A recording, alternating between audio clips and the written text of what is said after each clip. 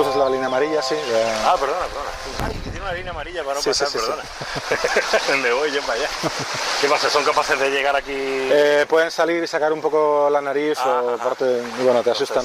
No me acerco. Pero bueno, Javier, ¿qué haces ahí? No pises la línea amarilla. No la piso. Es que, joder, es muy difícil resistirse. Tú imagínate que tienes ahí a unos metros a 6 orcas al lado tuya. No, esta es Morgan. ¡Oh, qué guay! Pero espérate. Bueno, ya que estoy grabando, ¿dónde estamos? Di por aquí, ¿dónde estamos? Estamos en las piscinas traseras de Orca Ocean, que es nuestra instalación de orcas. Y aquí está Morgan jugando con uno de sus juguetes. ¿Cómo mola? Estamos en una de las instalaciones más gigantescas que existen para orcas en todo el planeta. Son 22 millones de litros de agua distribuidos en 3 piscinas comunicadas. ¿Y quién es el que habla contigo? Está hablando conmigo Javier Almunia, que es director adjunto del Oroparque Fundación y uno de los mayores expertos en bioacústica de cetáceos de todo el mundo. Y hoy vamos a hablar justamente en nuestro programa de uno de los mamíferos acuáticos más increíbles que existen, las orcas, o como decía el gran Félix, los lobos del mar. Los lobos del mar. ¿Se figuran ustedes un mamífero marino extraordinariamente inteligente, capaz de nadar a una velocidad de más de 50 kilómetros por hora, perfectamente organizado en manadas, que puede recorrer los mares desde el polo norte hasta el polo sur, a lo largo y a lo ancho? Hay algunos relatos de los navegantes y los pescadores que se han familiarizado con las orcas que son verdaderamente asombrosos. Los lobos del mar.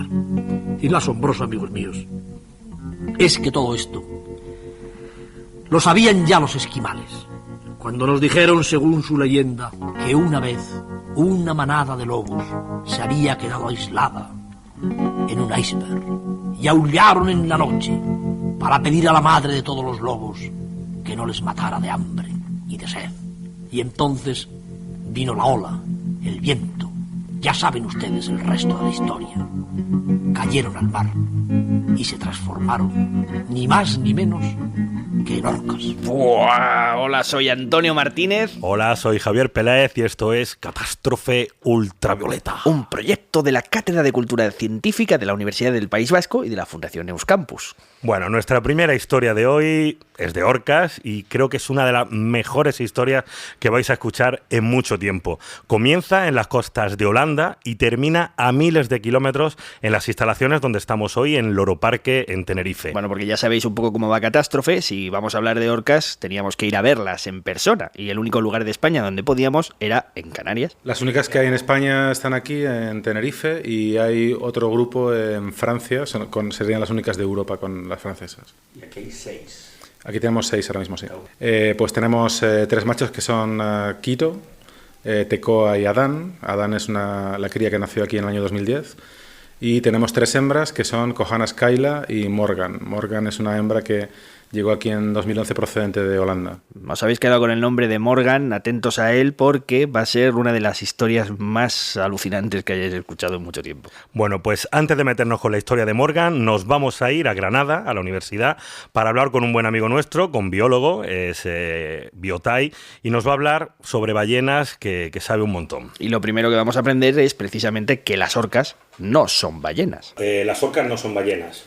No, por supuesto que no. Las orcas se les llama ballenas asesinas porque los balleneros vascos las llamaban asesinas de ballenas. En realidad fue una mala traducción, ahora verás. Los balleneros vascos tenían una tradición ballenera brutal.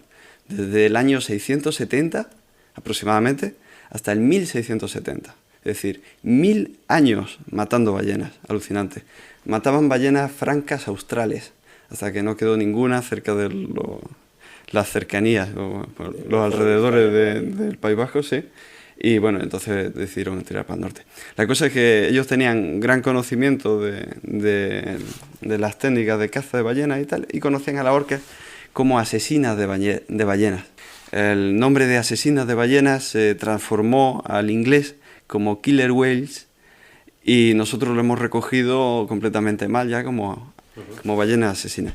Así que, como estáis viendo, y para empezar, la denominación de ballenas asesinas es totalmente errónea, porque ni son ballenas ni son realmente asesinas, son más bien cazadoras de ballenas. Exacto, esta es la primera lección que aprendemos hoy, que los cetáceos se dividen en dos grandes grupos. Por un lado, los misticetos, que tienen barbas en lugar de dientes y que sí son propiamente ballenas, y por otro lado los odontocetos, que tienen dientes y donde encuadraremos a las orcas, los delfines e incluso a los cachalotes. Realmente, cuando popularmente hablamos de ballenas, nos referimos a los misticetos, a los cetáceos con barbas. Realmente las ballenas son un grupo de misticetos. Bueno, para comprenderlo de una manera sencilla, si tienen barbas son misticetos, como la ballena azul. Entonces sí que son ballenas. ¿Y si tienen dientes? Si tienen dientes no son ballenas, sino que son cetáceos odontocetos. Bueno, un día de estos nos animaremos a hablar de ballenas en catástrofe, pero de momento hoy toca odontocetos. Recordad, los de los dientes. Orcas. Bueno, las orcas, como sabes, son unos animales culturales bastante claros. De hecho, han desarrollado montones de técnicas de caza culturales. Son capaces de... Yo les he visto utilizar las olas para tirar a una foca de un hielo. Exactamente. Eso muestra su inteligencia, pero luego su cultura está aparte, porque, por ejemplo, son capaces de adaptarse a las almadrabas que utilizamos nosotros para los atunes. Tienen técnicas específicas para las almadrabas. Lo que hacen es asustar a los atunes de forma que se acercan a esas redes y aprovechan, unas esperan, otras asustan. Son parecidas a los lobos realmente. Las orcas son los lobos del mar, los frikis las conocen así, o las conocemos así.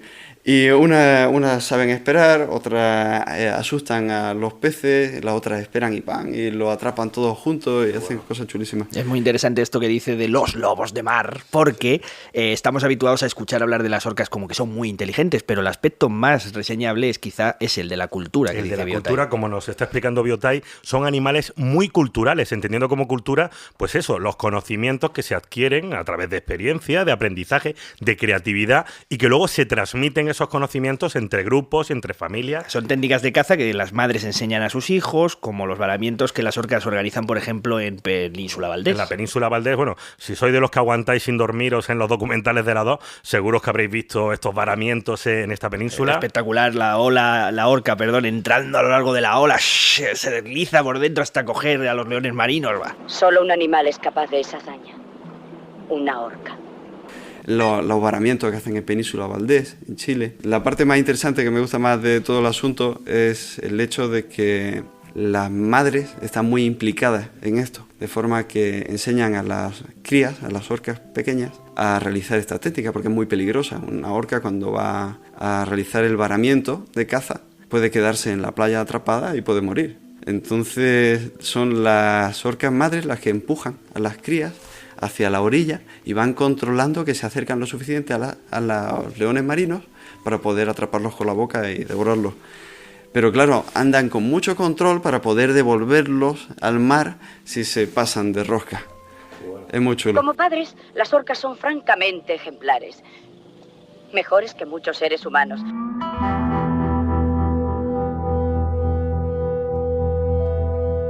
Catástrofe ultravioleta. Seguimos en Catástrofe Ultravioleta hablando de orcas y de sus increíbles técnicas de caza. Y ahora me tienes que contar, Javier, esto de Morgan. ¿Por qué es tan especial esta ballena? Espera, vamos a dejar a Morgan para el final porque tiene una aventura súper genial. Pero vamos a conocer primero a otra orca con una historia tan espectacular que casi se ha convertido ya en leyenda. Es la historia de Tom el Viejo y para eso nos tenemos que ir hasta Australia. Australia, a una bahía conocida como Twofold Bay. La bahía de los dos pliegues, que está en el sureste de Australia. Las ballenas que vienen migrando, que vienen del polo sur, cuando llegan a Australia tienen que decidir si tomar el camino oeste o este. Y cuando van hacia el este, acaban pasando por la costa de Twofold Bay. La bahía esta tiene forma de E mayúscula, o de un 3 invertido, ¿no? De forma que en el centro del 3 queda, o de la E, queda un pueblito que se llama Edén. Por eso a las orcas estas se les llama Killers of Eden. Exacto, y es que las orcas, como estamos contando, son unas magníficas cazadoras de ballenas. Este es, sin discusión, el animal más poderoso del mundo, la orca. mamífero de sangre caliente que se encuentra en todos los mares. Son tan buenas cazadoras que se atreven con ballenas francas, con ballenas jorobadas e incluso con los cachalotes. Pero claro, cazar estos monumentales animales supone un riesgo muy elevado para una orca. Ten en cuenta que atacar una ballena es algo muy peligroso. Una ballena es un animal inmenso, incluso para una orca puede ser muy peligroso. Y una orca herida puede ser una orca muerta. Por eso, en estos enfrentamientos con las ballenas en Chufol Bay, las orcas debían sacar a relucir su gran inteligencia y desarrollar estrategias poco habituales. Imagina que las ballenas están migrando, se acercan a Chufol Bay y las orcas comienzan a nadar cerca de las ballenas y comienzan a asustarlas y a nadar cada vez más cerca de ellas y a empujarlas por el flanco derecho, de forma que van forzándolas a pegarse a la costa australiana.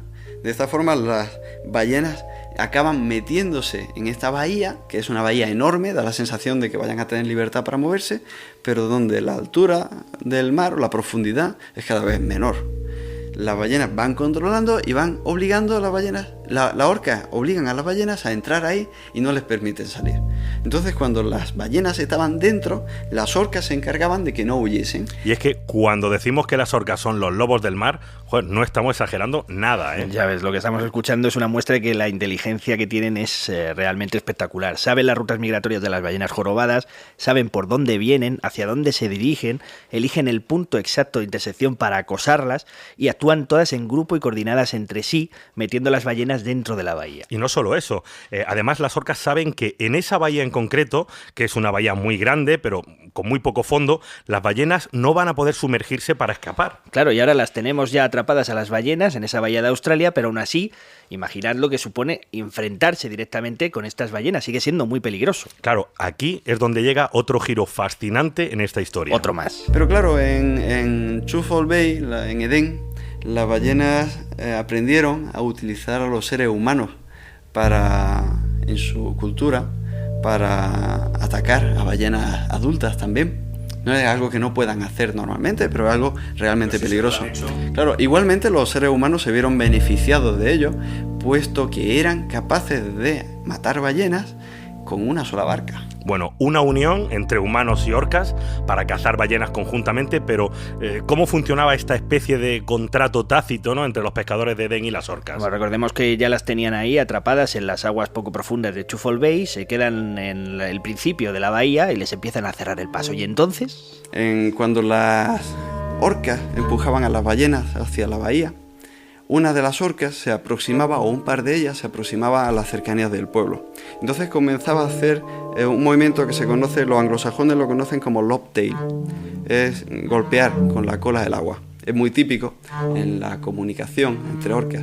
Pero un par de orcas, o una de ellas, se aproximaba al pueblo y comenzaba a hacer este movimiento de lobtail, golpeando el agua con la aleta, que es muy ruidoso.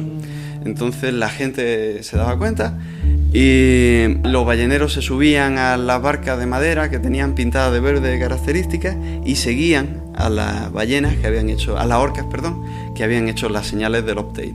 Entonces acompañaban a la orca, según dicen, si perdían de vista a las orcas volvían y volvían a ayudar. Incluso se cuenta que arrastraban las barcas agarrando una cuerda del extremo de la barca y arrastraban a los marineros hasta donde estaban las ballenas. Habría que ponerse en situación e imaginarse esta bahía en la que de repente humanos y ballenas se están poniendo de acuerdo para cazar, las orcas llegan hasta avisar hasta el pueblo. Hacen se pone el todo... lobtail, que es golpeando el agua para avisarlos. Es el acuerdo perfecto. O sea, cuando las orcas las tienen ya acorraladas, avisan a los pescadores y ala, a cazar todos juntos a las ballenas. Una vez alcanzaban allí, ya sabes cómo mataban las ballenas antiguamente, con un arpón a mano, sí.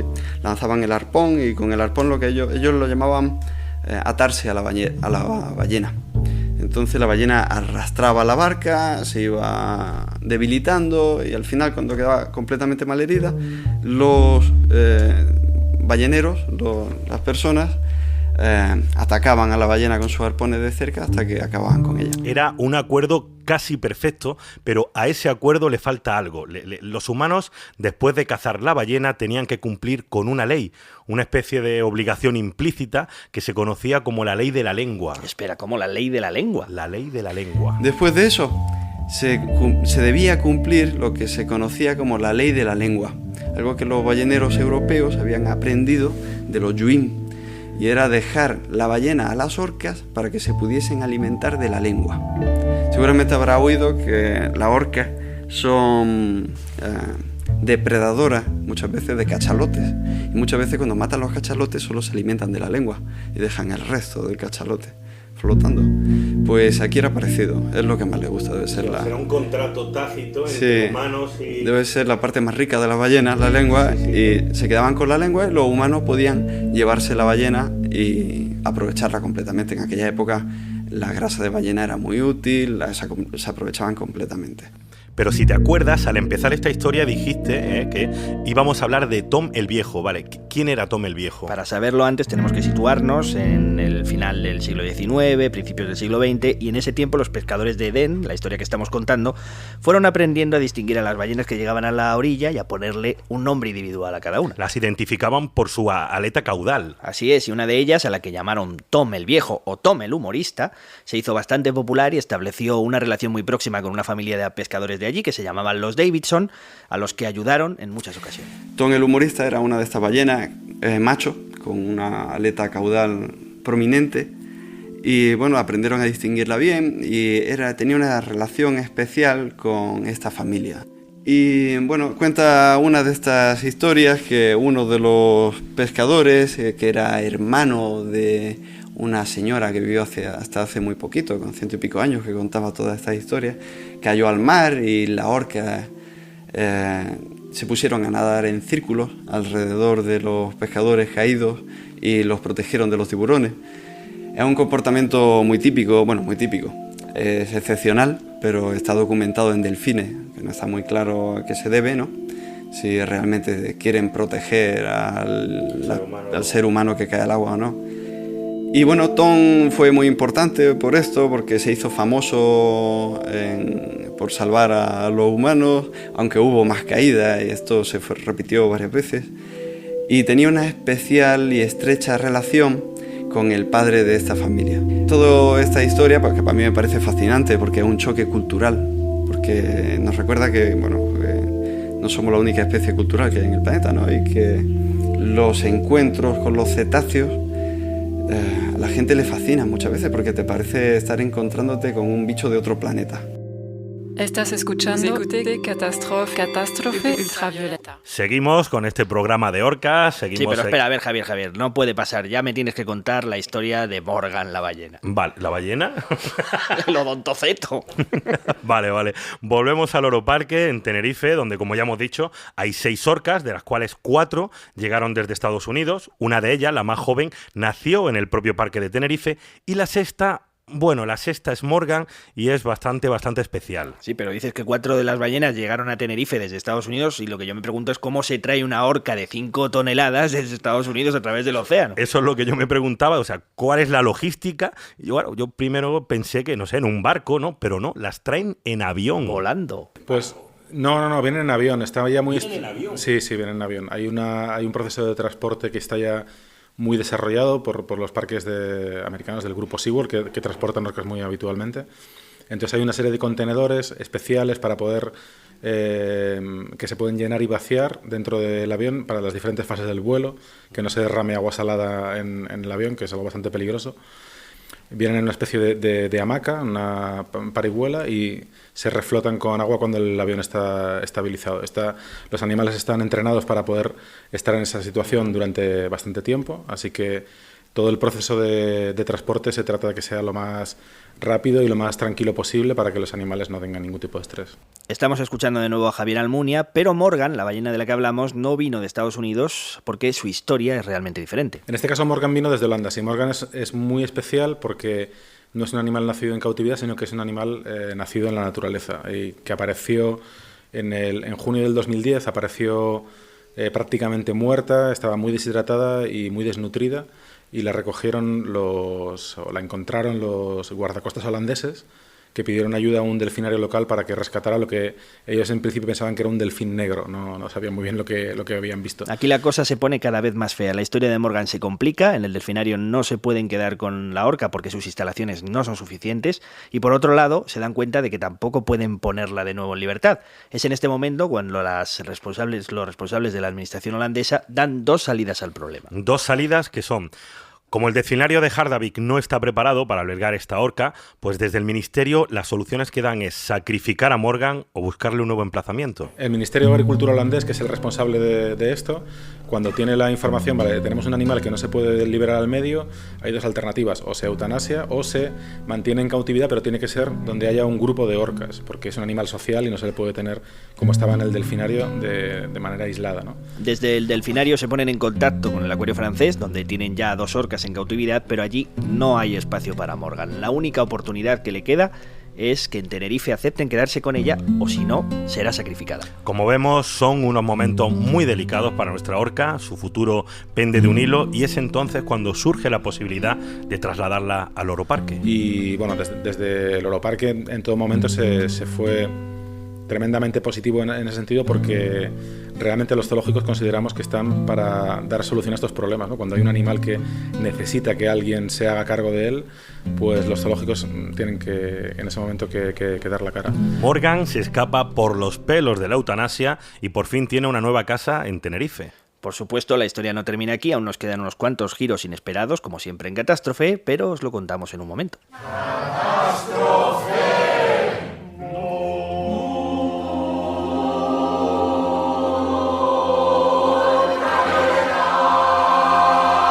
Pasemos aquí un momentito. Vale, pasen ustedes. ¿Viste cuál es? Que tienes que ir a... Skyla, sí. Skyla es la hembra... La grande, ¿no? La mediana ahora. No, Kohana es la hembra grande. Kohana, sí. ¿Y estos arañazos en la dorsal? Esos son mordiscos de... ¿De aquí? Sí. ¿Eso es una llamada? Eso es una vocalización, sí, una llamada. De los que no pueden entrar en el agua.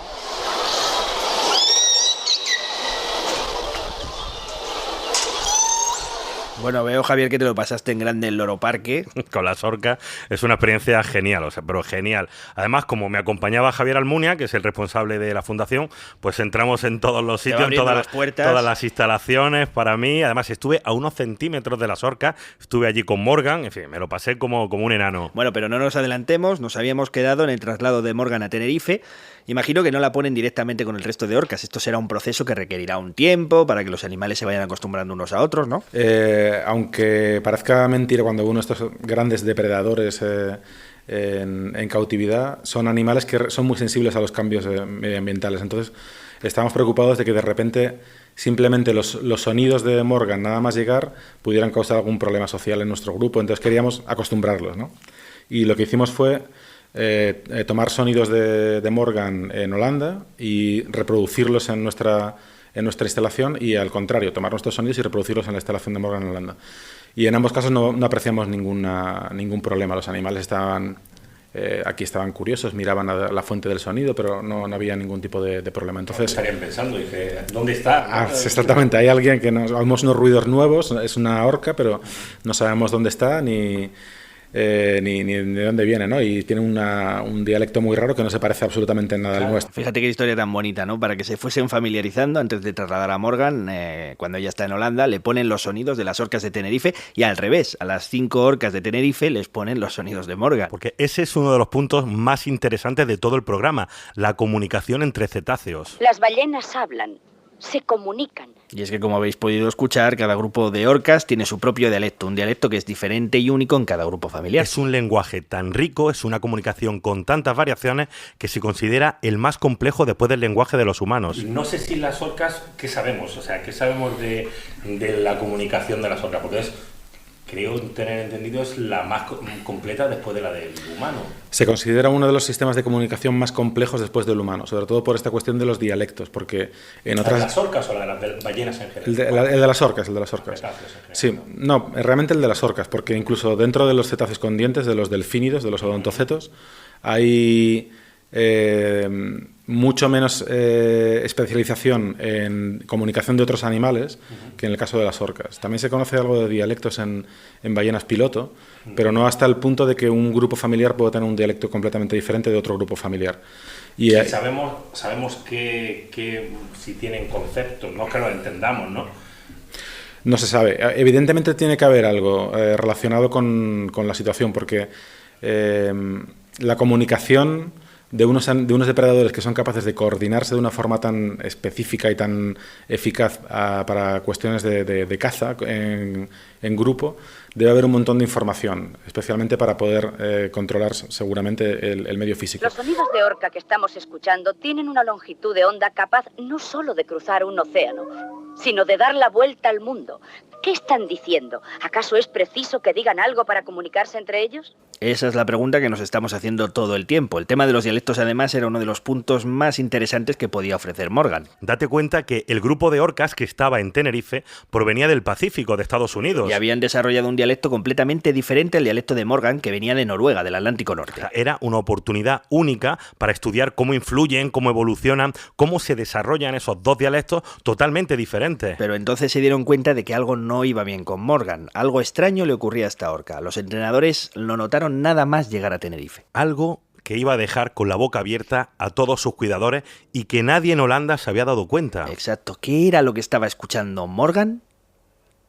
Nada. Y es que Morgan es sorda. O sea, aquello fue un shock. Cuando llegó a Tenerife y los entrenadores la llamaban, Morgan no acudía a esa llamada si es que no los tenía delante. Y es muy probable que ese fuera el problema desde el principio, el problema por el que se descolgó de su familia y se quedó varada en las costas de Holanda. Vale, ¿y cuándo os dais cuenta que tiene problemas auditivos?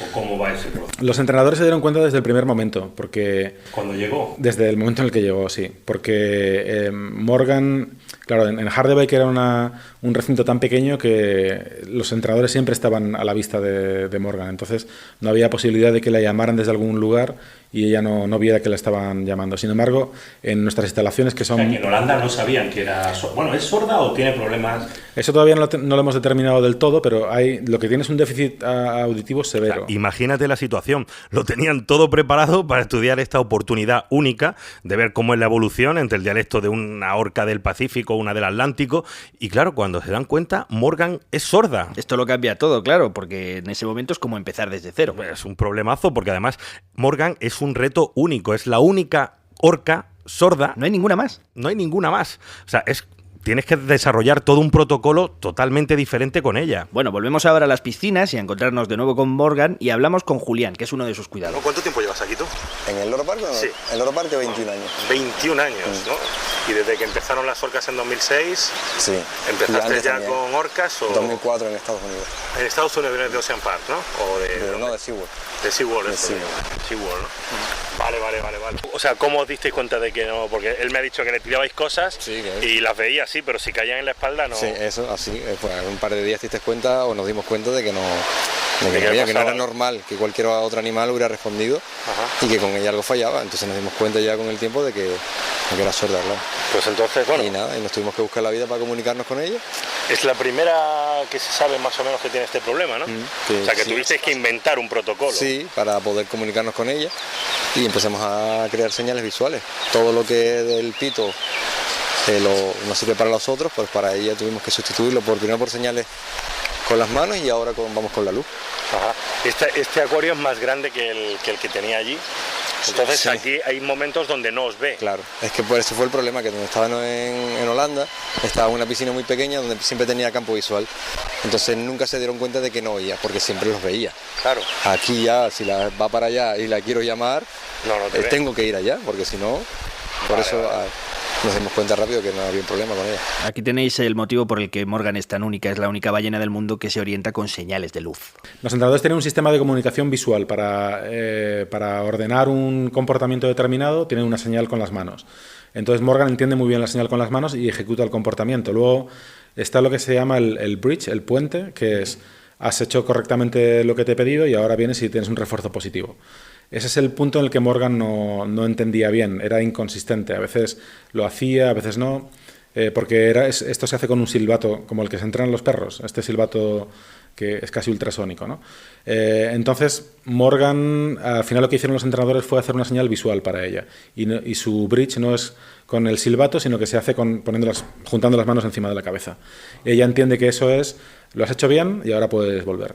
El problema de eso es que cuando le mandas a hacer una cosa complicada, o que está lejos del entrenador que le ha dado la orden, ella no ve el resultado. Entonces, ahora están desarrollando, de hecho ya tienen muy avanzado un sistema con luces, en el cual tienen un sistema con un tubo de PVC y una luz en el extremo, en el que a ella le dan un destello de luz. Y ella sabe que el destello de luz es como el silbato para el resto de los animales, ¿no? Entonces, acaba el comportamiento y vuelve al entrenador con el que estaba en control. Morgan se está adaptando muy bien al acuario, se está adaptando muy bien a las orcas, a sus compañeras, a los cuidadores, pero claro, el gran estudio de dialectos que querían hacer con ella, pues ahora ya no vale para nada. Claro, esto es una faena porque lo que querían era estudiar en un primer momento cómo evolucionan los dialectos de las orcas del Pacífico, que ya tenían, y el nuevo dialecto de la orca del Atlántico. Tenéis grabaciones desde el principio aún de Morgan y las podéis comparar con las de ahora, a ver si su dialecto se ha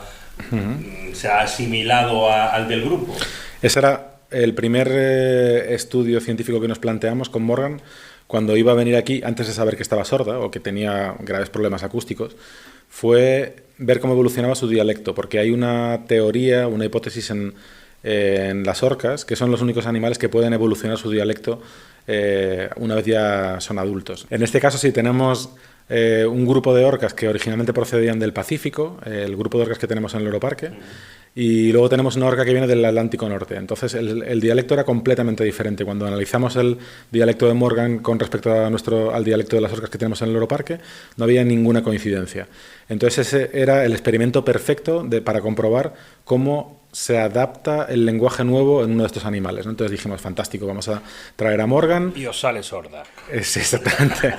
Pero no todo estaba perdido, porque aunque Morgan no escucha el dialecto de las otras orcas, porque claro, es sorda, pero bueno, se puede estudiar el efecto que tiene Morgan en el grupo que sí oye, claro. Pero afortunadamente pensamos que podíamos hacer el experimento contrario, es decir, Morgan estará influyendo en el dialecto del grupo. Claro. Puede haber alguna vocalización concreta que se esté... Las americanas ahora empiezan a sonar un poquito noruego. Exactamente, y eso es lo que están exactamente ahora. Están intentando determinar si los animales que ya estaban en el parque, su dialecto se ha modificado por el dialecto de Morgan. En este estudio científico están trabajando ahora mismo la Universidad de St. Andrews, el Instituto Max Planck y la Fundación Loro Parque, y del que dentro de algunos años tendremos resultados. Bueno, además tengo que agradecer a Javier Almunia, que me atendió muy bien, pues también me ha permitido el acceso a todas las instalaciones, pero sobre todo es que nos ha dejado utilizar algunas de las grabaciones de Morgan extraídas del propio estudio que ahora están realizando. Hombre, ya tenía yo ganas de escuchar a Morgan después de oír hablar de ella tanto, ¿no?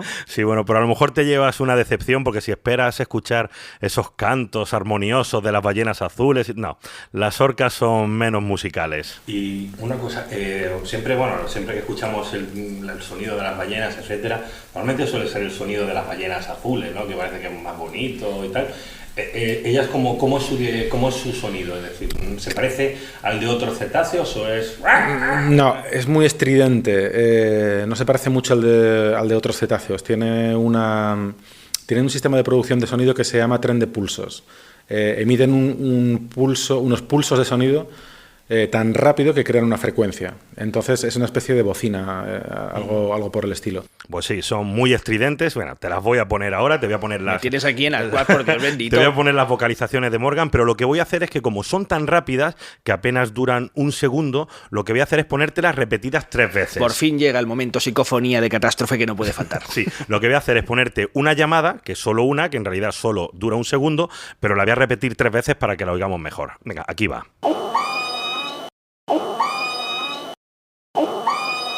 Caramba, es un sonido muy extraño, ¿no? Parece algo extraterrestre, algo de otro mundo. Sí, venga, te voy a poner otro. Bueno, lo que yo oigo, aparte de que parece un orangután, es como si hubiera 2 voces, ¿no? Una frecuencia y otra en otra, 2 voces en una sola. Sí, algo así, mira. Esa es una característica asombrosa del aparato fonador de las orcas, que nos va a explicar Javier Almunia, pero se aprecia muy claro en esta tercera llamada que te pongo ahora. Bueno, ahora sí que lo he notado claramente, ¿no? Lo que está sonando es como dos voces dentro de una, como una especie de ventrílocuo. Exactamente, esto es lo que me explicó Javier Almunia, y que es que aunque estos audios no tengan esa armonía tan bonita, bueno, a nuestro bioacústico pues le encantan. No, son bonitos. ¿Qué voy a decir yo? A mí me encanta escucharlos, ¿no? Pero son peculiares. Además, son muy especiales porque se aprecian muchos de ellos que tienen una bifonación. Pueden producir dos frecuencias al mismo tiempo y hacerlas evolucionar de forma independiente, con lo cual es muy curioso porque tienen dos aparatos fonadores y es interesante ver cómo se mantiene una frecuencia. ¿Las orcas tienen dos aparatos fonadores? Sí, tienen una especie de, no tienen una laringe como nosotros, sino tienen una especie de aparato fonador que se llama labios de mono, y con el cual producen las vibraciones. Pues tienen dos de estos, entonces pueden producir una frecuencia básica de este tren de pulsos y al mismo tiempo estar produciendo otra frecuencia que va oscilando y va subiendo y bajando independientemente de la primera.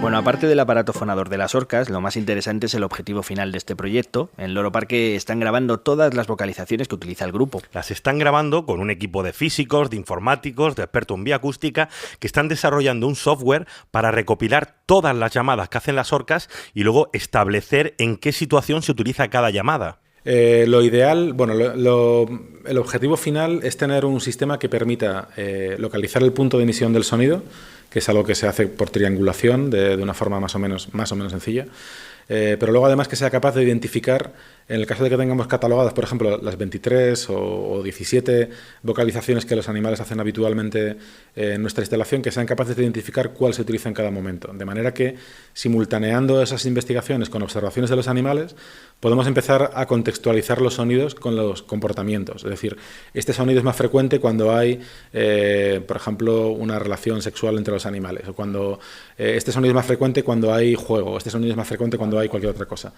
o cuando hay una agresión, un comportamiento agonista. De manera que empecemos a tener una ligera idea de con qué tienen que ver los sonidos. Esto sí que sería algo histórico, o sea, sería el primer paso para comprender, bueno, o al menos empezar a comprender el lenguaje de las orcas. Bueno, no está nada mal, ¿eh? Estamos hablando de crear el primer traductor orca humano, diríamos. Exactamente, o sea, ver qué comportamiento, qué conducta o qué concepto significa cada una de estas vocalizaciones con las que se comunican entre ellas. Tenemos por delante un montón de cosas que aprender sobre los dialectos de las orcas. Realmente se abre un mundo extraordinario de cosas que podamos descubrir y que se puedan después aplicar e interpretar en el medio marino, y que los investigadores de orcas en el mar puedan aprovecharse de todo el conocimiento, la tecnología, las herramientas que se están desarrollando para poder saber más sobre los animales, sino de todas las orcas que están distribuidas por todos los océanos. Es el mamífero con mayor distribución mundial que existe. Y que realmente, a pesar de que creemos que sabemos mucho de ellas, creo que son unos grandes desconocidos todavía. Yo no sé si conocen ustedes una leyenda esquimal que es verdaderamente maravillosa. A mí me ha emocionado mucho. Dicen los esquimales que una manada de lobos se quedó aislada en un témpano de hielo que se separó del resto de la banquisa. El mar la fue separando más y más del continente. Aquellos animales no tenían ninguna posibilidad de sobrevivir. Estaban condenados a perecer de hambre y de frío. Entonces, dice el chamán de los esquimales, los lobos empezaron a cantar. Cantaban a la madre de todas las criaturas que está en el fondo de los mares. La cantaban una plegaria para que no les quitara la vida, que les dejara vivir. Eso cantaban, según los esquimales, con sus voces profundas y tristes, los lobos, en la noche ártica, aislados sobre el iceberg solitario. Y dice la leyenda esquimal que la madre de todos los lobos y de todos los animales, que está ahí abajo y que es muy vieja y que tiene su templo y su gruta en el fondo de los mares, la gustó tanto la canción de los lobos que pensó que no les podía matar de hambre y de frío. Y entonces un soplo huracanado que salió del fondo de los mares levantó una ola tan poderosa que dio la vuelta al bloque de hielo, y todos los lobos cayeron en el mar. Y nada más caer en el mar, según cuenta la leyenda de los esquimales, se transformaron en orcas. en ese precioso cetáceo, tan inteligente, tan fuerte, tan veloz. Por eso, precisamente yo, he dado a las orcas el nombre de los lobos del mar. Los lobos del mar, tal y como empezamos. Otra vez nos queda un final redondo. Empezamos y terminamos con el gran maestro Félix. Catástrofe Ultravioleta es un proyecto de la Cátedra de Cultura Científica de la Universidad del País Vasco y de la Fundación Euskampus. Y recordad que la ambientación y todas las músicas originales que habéis escuchado en este audio han sido compuestas por el catastrófico Javi Álvarez. Muchas gracias a todos, escucharnos en iVoox, en iTunes, y nos vemos, o bueno, nos escuchamos en el siguiente capítulo. Hasta la próxima.